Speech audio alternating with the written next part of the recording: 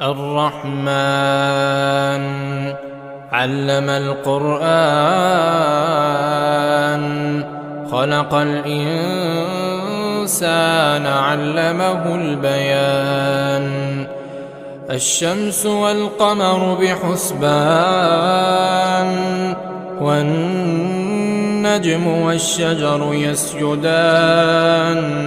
والسماء رفعها ووضع الميزان ألا تطغوا في الميزان وأقيموا الوزن بالقسط ولا تخسروا